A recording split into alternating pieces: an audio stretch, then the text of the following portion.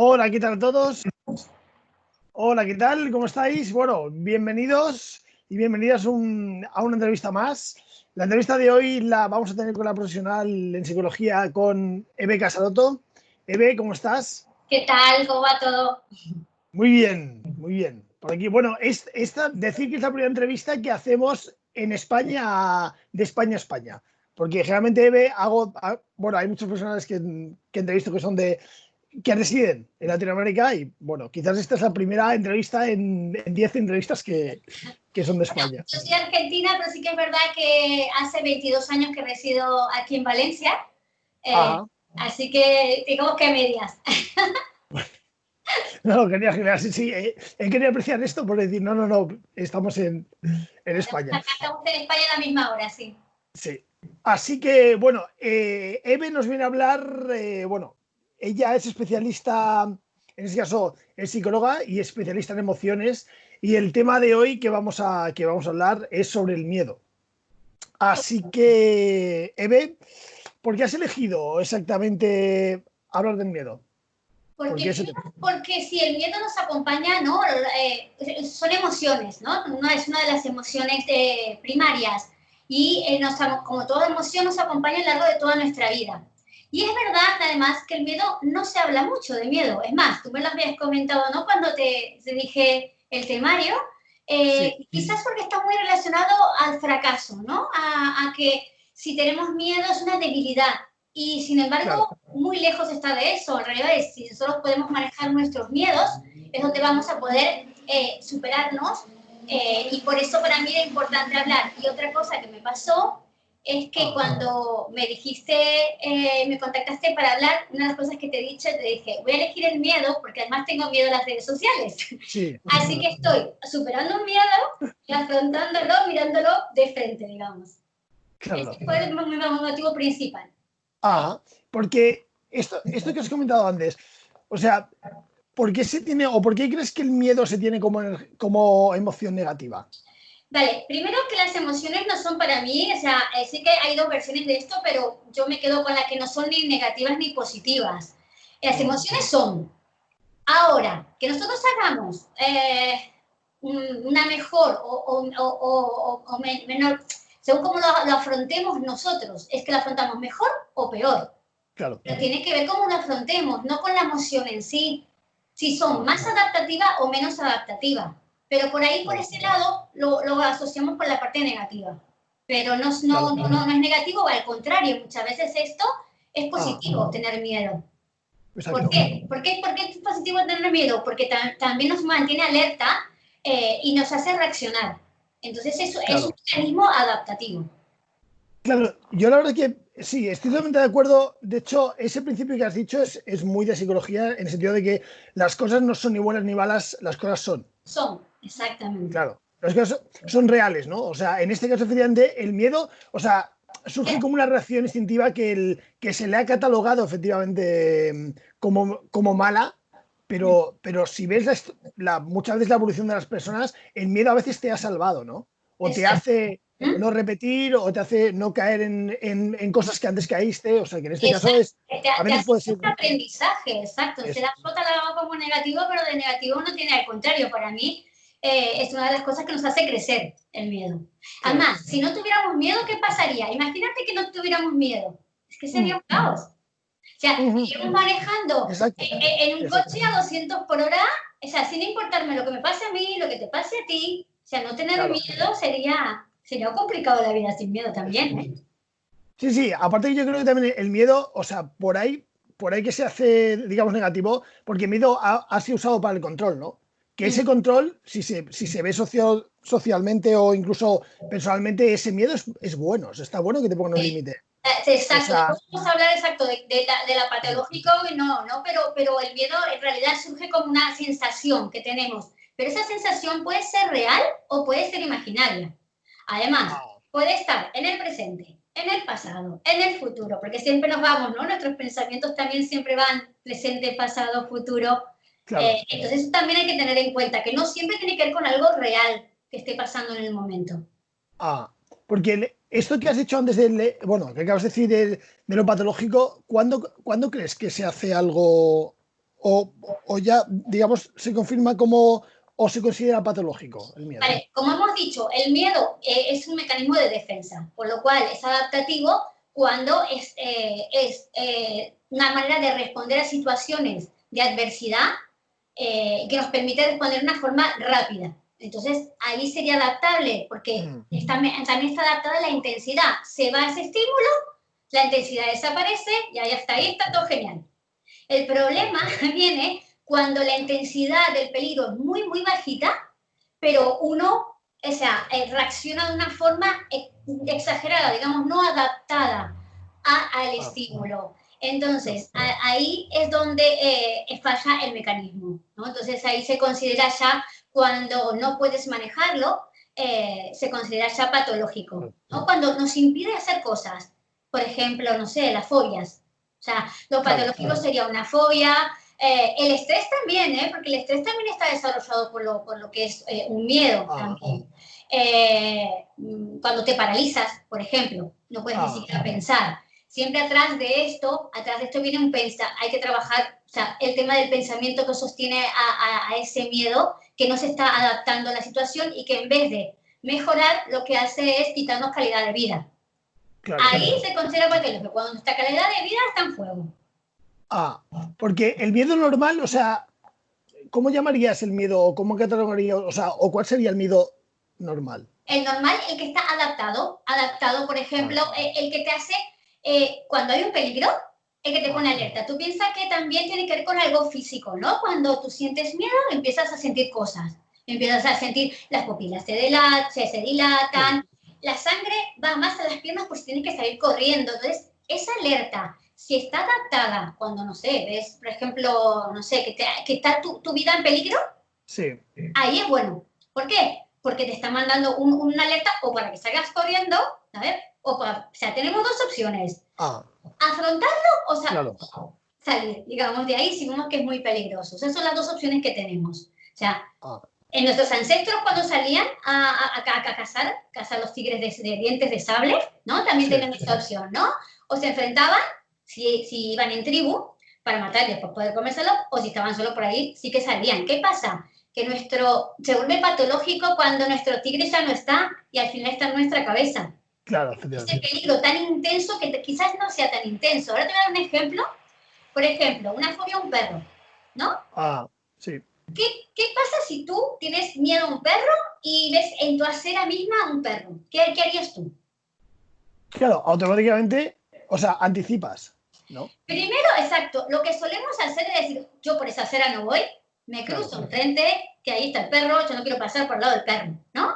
Entonces, la intensidad, ahí ves que la intensidad es más fuerte de lo que nos podría pasar por el perro, porque pasamos por el lado del perro y no nos hacen caso. Sin embargo, estamos adelantando que nos va a morder. Claro. Entonces, ahí es el pensamiento que nos está jugando ahí una mala pasada. Claro, porque el miedo en este caso, Eve, siempre es asociativo. ¿Tú crees que el miedo siempre es colindante? El miedo, detrás de un miedo patológico siempre hay un pensamiento ahí limitante, que nos está limitando, sí. En el patológico sí. Siempre hay un pensamiento limitante. El pensamiento sería, por ejemplo, me va a morder. No sabemos si nos va a morder.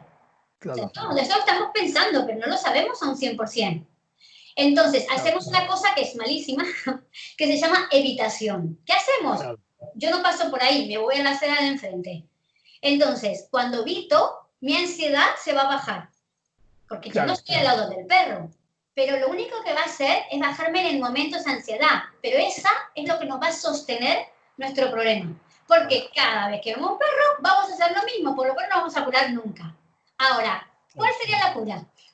¿Cuál crees que sería la cura ahí? Bueno, la cura posiblemente sea enfrentarte no de forma brusca, sino de forma lenta, ¿no? Exacto, quizás poco a poco el afrontamiento es una de las formas. Por ejemplo, has dicho tú. Yo conozco por ejemplo, una paciente mía que al final se compró el perro. Ha adoptado un perro, ¿no? Adoptado un perro. Y esa fobia la pudo superar así. Es la más brutal lo que dices tú, ¿no? Quizás poco a poco, pero luego para poder superarla y que la ansiedad baje sin hacer evitación es a través del afrontamiento, como estoy haciendo esto también. Sí, claro. Claro, es verdad que yo creo que también es muy importante resaltar que, sobre todo cuando te pones, en este caso, que ya sería una labor terapéutica, ¿no? El afrontamiento del miedo, es verdad que no se hace con el mismo estímulo. Es decir, si te ha mordido un Doberman, bueno, o un pastor alemán, es verdad que si te enfrentas a otro perro, lo lógico sería que sea un caniche, ¿no? Exacto, exacto. Lo que vamos haciendo es trabajando los ítems menos intensos. Exactamente. Quizás hay gente que, por ejemplo, ni siquiera puede verlo y es mostrarle una foto. ¿Sabes? Hay veces los miedos son tan paralizantes y tan intensos que se trabaja incluso con eso. Pues mira un vídeo de este perro. O tal. Poco a poco vamos afrontando un poco más. Claro. Hasta que la persona, ¿no?, se sienta más cómoda. Pero es la manera también, y sobre todo trabajando los pensamientos. O sea, son las dos cosas. Es una de las cosas que como conclusión también con las que nos tenemos que quedar. Hay dos cosas, es trabajar mucho los pensamientos, pasarlos de irracionales a racionales, y luego el afrontamiento. Esas son las dos técnicas clave. Claro, porque aquí hablamos de la terapia cognitivo-conductual. Terapia cognitivo-conductual, exacto. Es que para el tema de este tipo de trastorno, fobias, ansiedades, la cognitiva conductual es la que de verdad tiene más beneficios a nivel científico. Está comprobado, ¿no? Para otras cosas, yo verdad que yo soy cognitiva conductual aquí estudié, y una de las cosas que iba a comentar con respecto a otro miedo mío, y otro miedo era hablar en público, cosa que he superado gracias al máster en cognitiva conductual. Porque me tocaba hablar todos los martes tenía que hablar durante 2 años. O sea, ¿qué pasaba? Primer síntoma que te aparece son los físicos, generalmente son los físicos, ¿vale? A veces los pensamientos, pero generalmente son los físicos. Sudor de las manos, taquicardia, dolor de estómago. Al cabo de la exposición de 2 años de máster, o sea, al final no tengo este problema, y ahora, por ejemplo, actualmente sí que doy conferencias y todo. O sea, pude superar poco a poco, como dices tú, ese miedo. Pero sí que es verdad que funciona mejor. Si bien mi primera formación es psicoanalítica, porque soy argentina, a veces por otros trastornos sí que combino, pero para estos creo que es la más efectiva. La más efectiva, ¿no? Sí. Porque, ¿cuáles son, bueno, o a lo largo de tu carrera, cuáles son los miedos más comunes que estás viendo? Bueno, hay como varios miedos, pero los miedos como más generales, o sea, más generales que todos tienen mucho. El miedo a fracasar es uno de los temas que trabajo mucho en mis talleres, por ejemplo, el miedo al fracaso. ¿Por qué? Porque tenemos un concepto de fracasar, para mí, totalmente erróneo, ¿no? Que desde pequeños y a nivel social está en nuestra sociedad. Quizás en Estados Unidos no tanto, ¿no? Porque sí que es verdad que el fracasar no es tan limitante como en otros lugares, ¿no? Claro. Pero creo que desde pequeños no nos enseñan a que fracasar es buenísimo. O sea, es buenísimo porque aprendemos, es la forma que tenemos de aprender. Claro, imagínate que un niño se cae y porque se caiga 5 veces, antes de empezar a caminar te diga, no, esto es un fracaso. Exacto, ya no ando más. Yo no pruebo más, estos llevan 5, yo no pruebo. Es que es una locura. Es que total, aprendemos, ¿no? Edison dice, ¿no? Lo de, he encontrado 999 formas de no hacer una bombilla, ¿no? O sea, claro, vale, necesité un montón de ensayos para poder crear algo y que algo funcione. Entonces creo que tenemos muy instalado un miedo social, para mí, completamente social, que es el miedo al fracaso, ¿no? Y pasa mucho con las personas migrantes, ¿no? Es decir, yo migro y si voy a otro país y no funciona, no quiero volver a mi país para que no sepan de que me ha ido mal, o esto también está como muy sostenido. Ese es uno de los miedos más, cuando te despiden o lo que sea, es como que se vive de una manera muy intensa, y creo que es un cambio que tenemos que hacer para futuro nuestros niños. Y hay que enseñar esto desde que son pequeños, el tema de poder manejar el fracaso, el poder manejar la frustración, es un tema pendiente para mí en el colegio, desde pequeñito. Claro. Sí, totalmente, porque es verdad que es la raíz, ¿no? O sea, de hecho, como tú has dicho, el niño no tiene el sentimiento, aprende sentimiento de fracaso, pero no lo lleva. Exacto, no lo lleva. O sea, él prueba, ensayo, error, y por ahí. Exacto. Creo que este es un miedo un miedo inducido a nivel social que nos marca mucho y ese es una de las causas de terapia y bueno, y en los talleres son los que más trabajo.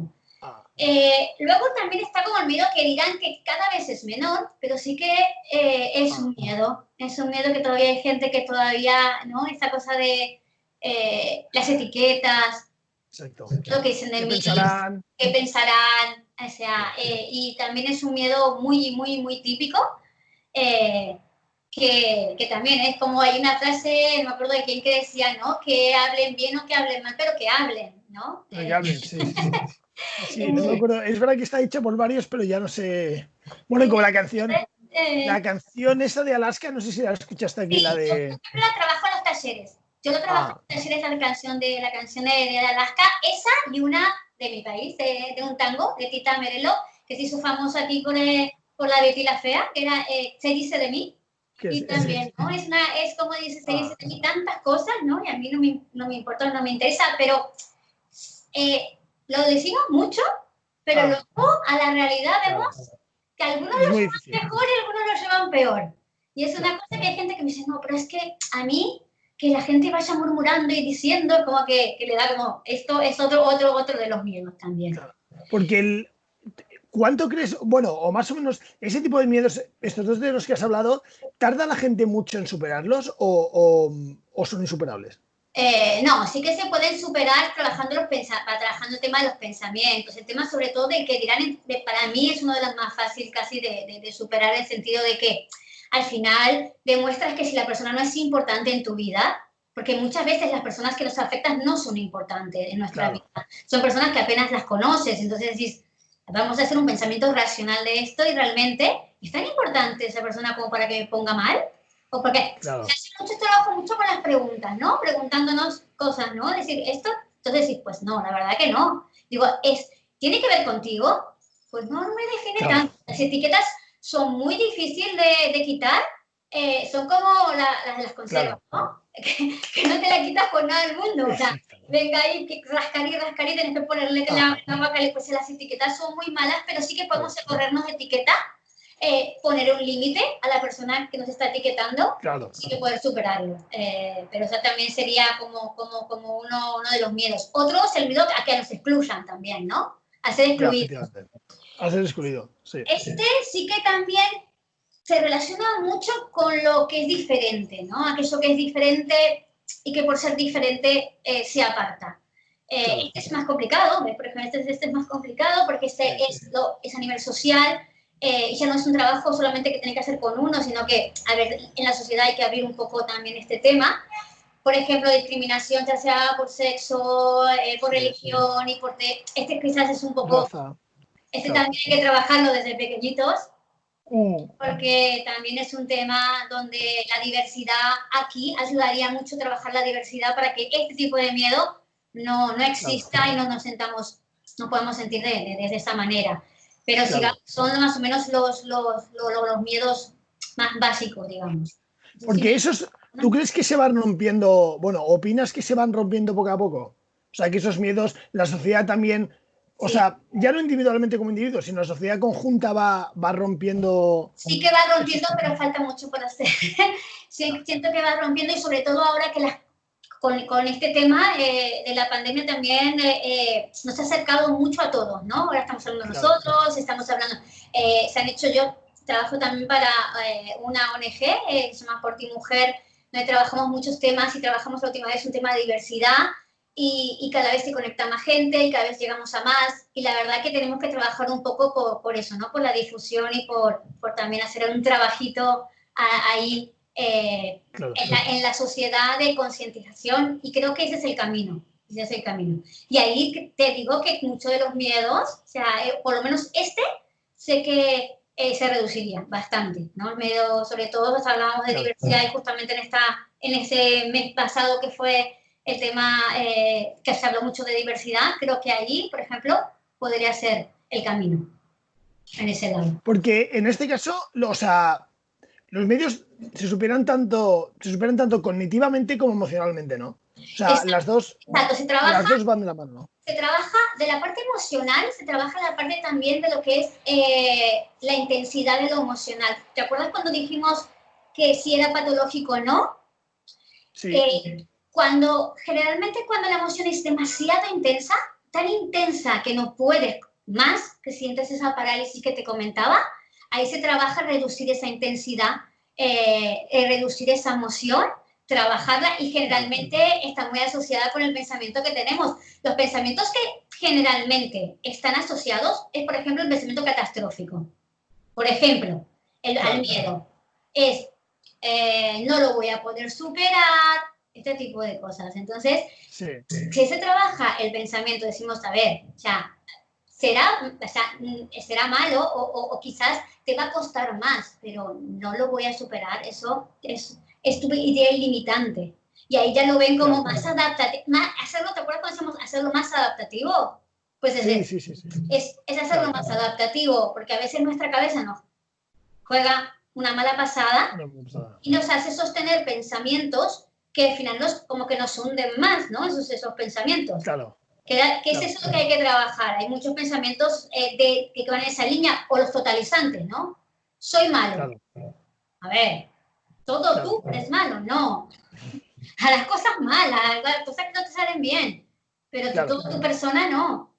Entonces es hacer ese pensamiento, trabajarlo y hacerlo más adaptativo y más real, no tan irracional como a veces sin querer es. Que eso también tiene un origen en nuestra historia de vida. Ahí sí que trabajo psicoanálisis. Ahí sí que trabajo historia de vida, porque está muy relacionado a nuestras creencias desde pequeños, ¿no? Porque ¿crees que los pensamientos,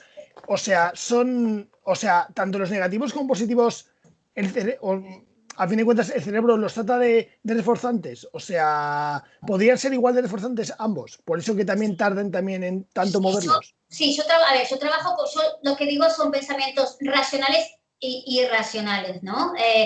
Más que positivos, negativos y positivos, porque sí que es verdad que si llevamos muchos años sosteniendo un pensamiento de este tipo, negativo o irracional, como lo suelo llamar yo, le tenemos que dar el otro, el de racionalidad, pero lleva tiempo, eso también lleva tiempo, porque hay que hacer como una deconstrucción y volver a construir desde otro lado. Por lo cual siempre les digo, lo primero que les digo es paciencia, que lo vamos a conseguir, pero paciencia, que esto lleva un trabajo. O sea, generalmente es un trabajo, el psicólogo te puede dar una técnica, ¿no? Pero siempre digo que es como el entrenador de fútbol. Te dice, haz esto, haz el otro, pero el que juega el partido y quiere ganar su partido ante la vida es el paciente. El jugador, ¿no? Exacto, el jugador que quiere meter, y el paciente que quiere salir adelante con su miedo o con sus fobias.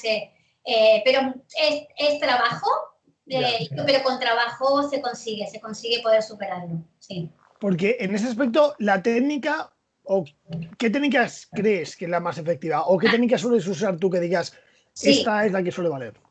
La primera, que si estamos en un ataque de pánico, de ansiedad, ¿vale? La primera es tratar que se nos pase. Entonces, la primera de todas es respirar.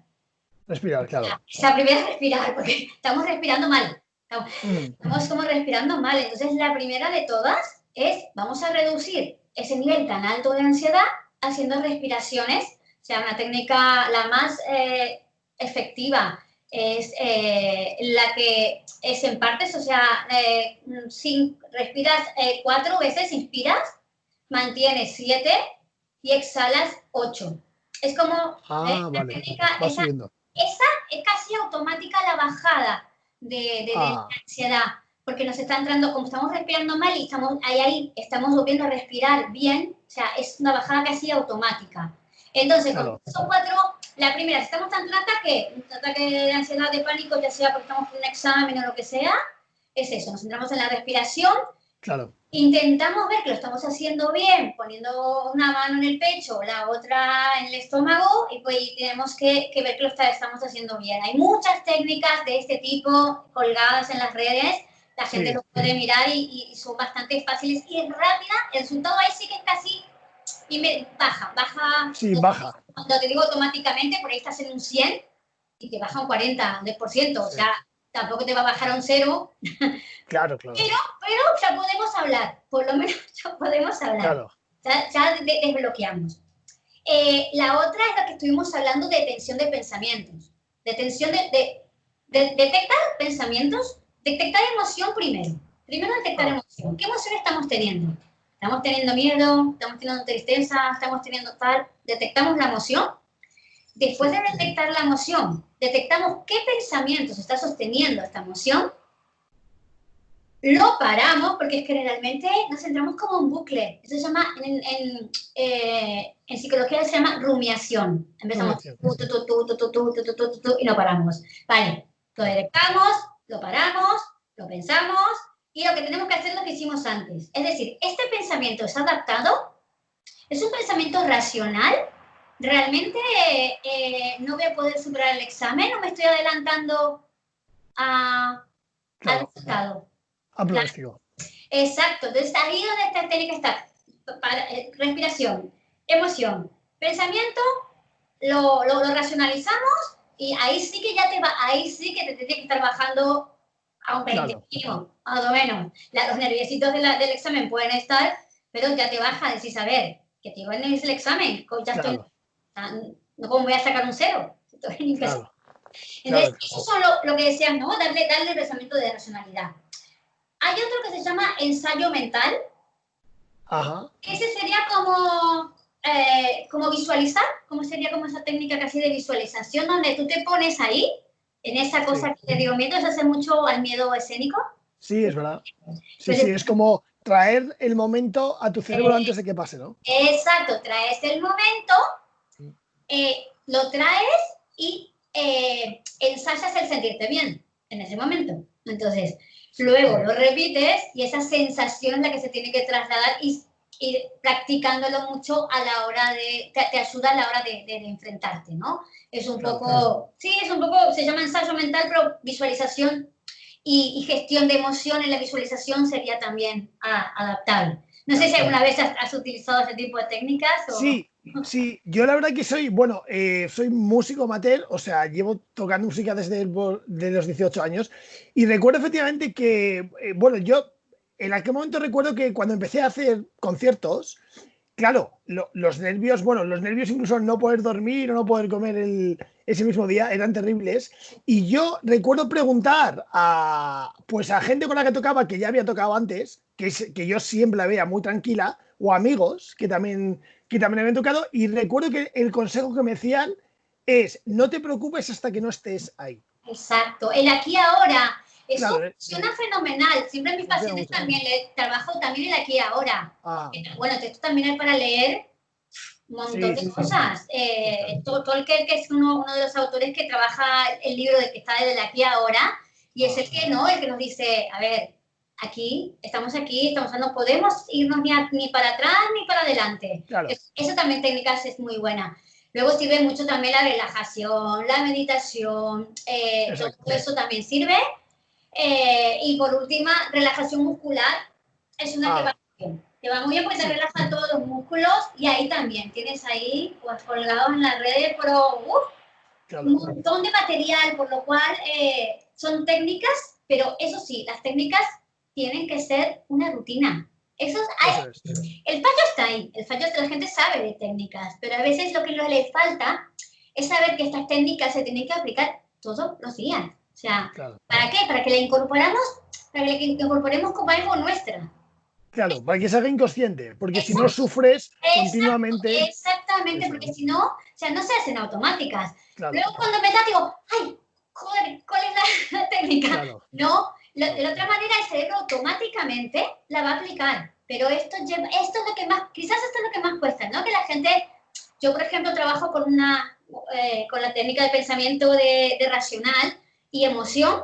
Yo les digo, todos los días tienen que trabajar y mandarme la tarea todos los días. Y eso es muy importante. Y trabajándolo así, el resultado, como todas las cosas con constancia y hábito, funcionan. Sí, porque efectivamente yo creo que está muy bien puntualizar de que efectivamente todas las técnicas en verdad son hábitos. O sea, no se hacen para reemplazar nada, sino para crearlas. O sea, Exacto. la técnica es como el entrenamiento de algo Entrenamiento. inconsciente, porque el miedo es inconsciente. Entonces es como Exactamente. hay que generar un pensamiento que en el momento, porque el miedo sale porque no hay otra cosa, en verdad. O sea, Exacto. sale la inconsciencia porque no hay una conciencia que le diga, ahora se hace esto. Ahora O es esto, exacto. Yo a claro, veces le digo, yo no voy a estar siempre. O sea, esto tiene que, claro, esto te tienes que hacer lo tuyo y lo que tú dices. Y además se tiene que hacer inconsciente para que cuando salga, o sea, te salga automático. No vale de nada que te corrija yo los pensamientos y los haga yo porque no tiene sentido, ¿no? Tienes que aprender a hacerlo y que se automaticen. Así, ¿te acuerdas cuando dijimos hay pensamientos automáticos limitantes? Pues también hay los otros y hay que claro. trabajarlos. Entonces, eso para mí es fundamental y siempre lo digo en mi primera entrevista, siempre digo, esto no es fácil, esto hay que currárselo mucho, hay que sudar mucho la camiseta, pero que Claro. si lo haces, consigues tus resultados. Eso es así. Sí, porque ¿qué consejos sueles dar tú? Bueno, o qué consejos darías a la gente que en este caso siente miedos. Pues ese es uno, O ¿no? tiene estos síntomas. Ese es uno, sí, sí que se puede superar. Que al final Ah, hay una frase de Mandela que dice, no es valiente quien no tiene miedo, sino claro, quien sabe conquistarlo.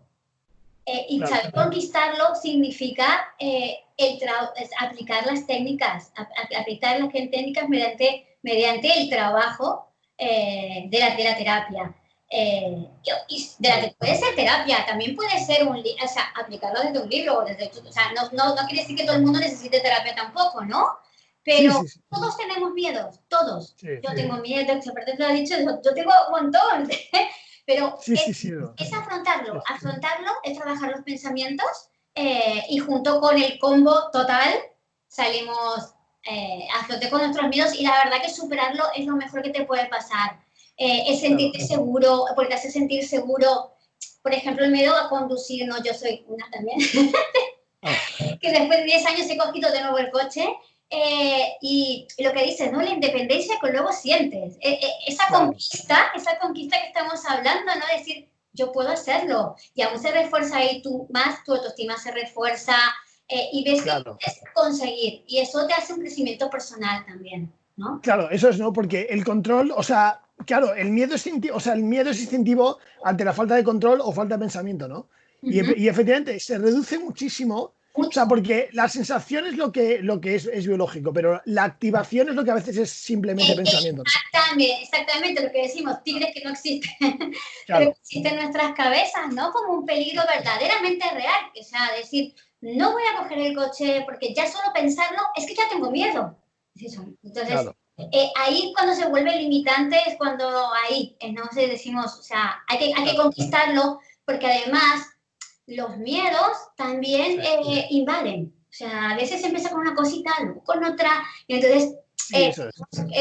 no, para que no nos coman, en ese sentido, es donde tenemos que decir, vale, pues esto lo voy a afrontar, y la verdad que hay pocos miedos que sin afrontar te puedan quedar, Sí, totalmente. Sí. Totalmente. Yo la verdad que lo que vengo experimentando he visto, bueno, tanto en materia clínica como bueno, como personalmente, o en el ámbito social, es que es verdad que muchas veces se echa, por ejemplo, la culpa a ciertos miedos que vienen de hábitos, pero es verdad que no se tiene en cuenta que generalmente los miedos vienen de una ansiedad ya preconcebida. O sea, la Exacto. rutina que tenemos y las formas de vida que generamos, Uh -huh. ese estrés continuo, y efectivamente hace que el cerebro se desajuste para controlar. Y es Exacto. verdad que a veces es una reacción en cadena. No controlas una cosa y empiezas a no controlar otra, luego a no controlar otra, y empiezan a surgir esa falta de control, ¿verdad? Son miedos. O sea, y Y al luego final, la ansiedad esto empieza a subir más, o casi con sí, todo, lo que dices tú, porque al final, bueno, una de las cosas que no hemos andado mucho, pero tú lo acabas de decir, el estrés, por ejemplo, al final también está relacionado mucho con el miedo y con no controlar, y al final eso es lo que nos descontrola, al final eso es. termina siendo o sea, ese descontrol. Y el cerebro además, cuando nos pasa esto, si encima tenemos pensamientos de rumiación, hay un cansancio que sí que exacto, las neuronas ahí están y al final ese cansancio se traduce a nivel físico muchas veces. Sabes que muchas veces cosas que nos pasan, pensamientos, llevan a problemas físicos, A problemas somáticos, físicos. a problemas Claro, somáticos que no solamente son somáticos, psicológicos, que a veces terminan en físicos reales. Sí, totalmente. Por una no gestión también. Sí, aparte que se está ya bastante relacionado, bueno, y se sabe ya de investigaciones claras que hay muchas enfermedades que vienen de la somatización del estrés o de la generación de los miedos, ¿no? Exacto. Sí, pero muchísimas, ¿eh? No, hoy no nos va a dar para tanto, Ya. pero está muy relacionado. Ese tema también nos habla mucho. Sí, es verdad. A nivel somático terminan pasándonos muchísima factura y hay que tener mucho cuidado. Yo siempre digo a pacientes, ojo con lo que se dicen, siempre. Aparte me enfado mucho cuando ¿Y cómo te hablas, no? Claro, que de repente dicen, ay, porque todo lo hago mal o yo nunca me digo cosas buenas y les digo, pues no, les digo, lo único, el primero que tiene que hacer cosas buenas somos nosotros. Digo, porque si nosotros nos decimos cosas malas, nuestro cerebro dice, ah, pues sí, es un desastre. O sea, sí, simplemente lo que hace es escucharnos. Si nosotros nos decimos cosas malas, pues la verdad que lo cree. ¿Por qué no tiene que creerle? Si nosotros creamos nuestra propia realidad, al fin y al cabo. Claro. Pues es así. Así que a cuidar eso, a cuidar como lo que pensamos. Eso es lo que... Sí, es que yo, aparte, o sea, tengo que hacerte también, bueno, y creo que estoy teniendo la suerte de que hay muchos profesionales que están, bueno, con los que hago entrevistas, que están, bueno, o que padecen el tema del que hablan o que tienen contacto continuo con el tema, ¿no? El otro día, bueno, ya llevo varias entrevistas con, por ejemplo, una madre que habla de autismo, una profesional que habla de autismo y su hijo es autista, ¿no? O sea, hay varios casos y en este caso tuyo también el del miedo. Yo creo que también es muy importante, en este caso sobre todo, que el profesional cuando se enfrenta a una cosa también pueda hablar de su propia... De su propia es importantísimo, porque si no hablamos de esto, al final lo que hacemos es lo que dijimos antes, lo estamos relacionando con algo malo. Y yo siempre digo, pero si yo estuve ahí, estuve de tu lado. O sea, lo pasé mal y también lo pude. Si yo puedo, cualquiera puede. Entonces, es como que también genera como, ¿no? Empoderamiento, eso de no pasa nada. Todos pasamos, incluso los profesionales, que también somos humanos. Claro, somos personas. Claro. Sí, aparte yo creo que no hay que olvidar que todos los profesionales de este campo siempre tenemos la incertidumbre de eso, ¿no? Es como, o sea, aunque sepamos la teoría, tenemos siempre, o sea, porque los miedos es una cosa que es, o sea, la incertidumbre la llevas continua en casi todo lo que hagas, aunque también, tengas la teoría, ¿no? Exacto, eso también trabajar la incertidumbre, o sea, que se nos da muy mal. Que se nos da muy mal lo de la incertidumbre. Sí, eso, aparte que el mundo este que tenemos, que es que todo tiene, como decía una profesional el otro día, todo tiene que ir con el lacito de bien hecho. Exacto.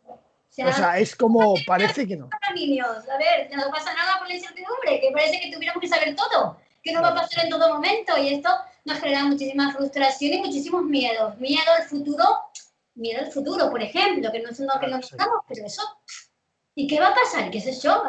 No pasa nada. Pero ese sí, es otro de los miedos muy típicos en las terapias, ¿no? No hago esto por mí, o sea, porque no sé qué va a pasar y esa situación me da miedo. Miedo de no salir de la zona de confort. O sea, porque no sabemos qué hay allá. La incertidumbre es una de las cosas a trabajar y que para mí también es algo fundamental, trabajar inteligencia emocional. Desde infantil, yo he trabajado inteligencia emocional con niños ya empecé entre 2 y 3 años. Es importante trabajar desde más pequeños, ¿no? No nos tenemos que ir a primaria ni menos a instituto. Es que tenemos que empezar a trabajar esto desde que son muy pequeñitos, porque son los que no van a estar en terapia luego, si lo trabajan. Exacto. No me quedaré sin trabajo, pero prefiero tener un mundo mejor y más feliz. No, yo creo que siempre vamos a tener trabajo, pero es verdad que, o sea, lo que ya es irracional es que todo el mundo tenga tantos miedos.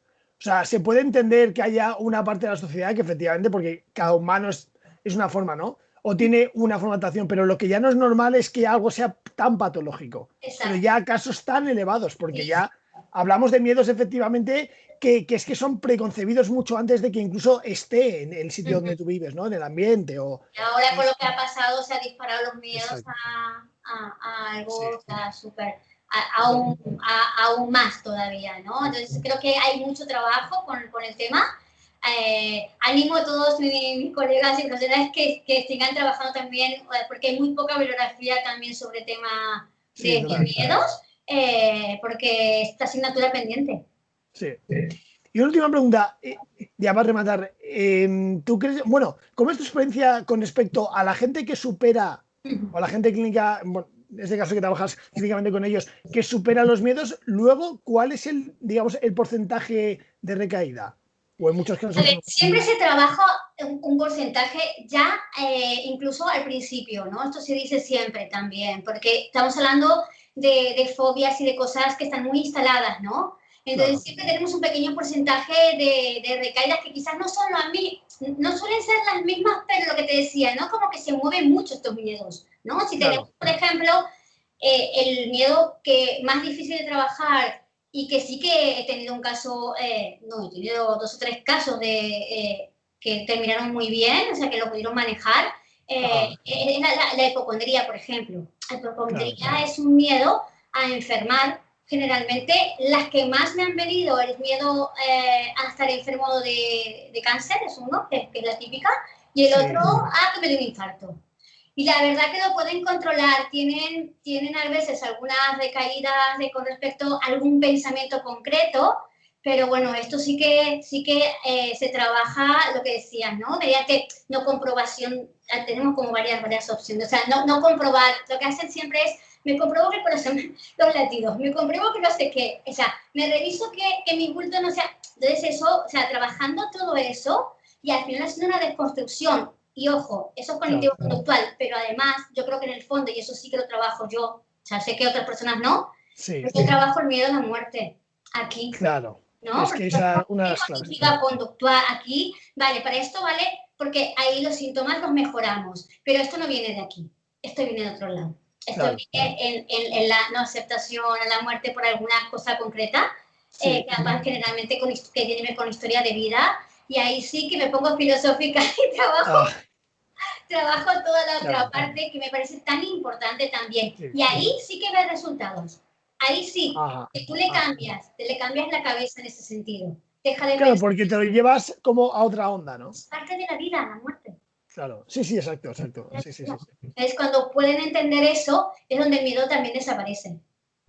Claro, exacto, es como la aceptación, ¿no? Es la aceptación. O la aceptación del humano. Pero se puede. Sí. Eve, pues muchísimas, bueno... Gracias a ti por haberme dejado superar mi miedo. de nada, bueno, ya has visto que creo que es algo bastante... Bueno, esto, claro, suele ser como algo muy normal. A mí me encanta también porque al final un poco el síntoma que acabamos teniendo todos es como muy cotidiano, ¿no? Y creo que está bien porque ese tipo de temas es verdad que creo que se tienen que hablar o se deben hablar también como mucho más cercano, porque son temas que si se hablan, digamos, abiertos pueden aportar mucho, ¿no? Exacto. Y son temas que efectivamente creo que... Pero bueno, yo la verdad es que me sorprende que digas que hay miedo porque, es verdad, hablas perfectamente como si estuvieras en tu casa, ¿no? Gracias, porque me sentí muy cómoda. Algunos síntomas tuve que ahí de poquitos, pero es importante también eso, ¿no? Aunque lo sintamos, aunque sintamos esos síntomas corporales, al final pasa. Y el afrontar nos sirve para darnos cuenta que en la cabeza a veces nos juega esa trampa que decimos, ¿no? Y que afrontar y trabajar en ese lado cuando tú te lo vuelvo a decir, cuando me lo has dicho, lo primero que te he dicho fue sí, y luego pensé, digo, no. Tengo que decir que sí, y quiero transmitir esto, quiero transmitir lo que dices, ¿no?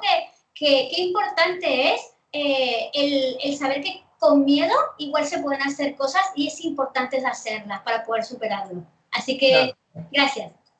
De nada, Bebé, pues nada, bueno, de todas formas estamos en contacto, ¿de acuerdo? Seguimos hablando para más porque yo creo que esto es verdad que, bueno, esta conversación y aparte muchos de los temas que hemos hablado también tendrían como para más entrevistas, ¿no? Sí, nos queda tema. Porque nos quedamos cortos siempre. Eve, vale, un placer muy grande. Chao. Hasta la próxima. Chao.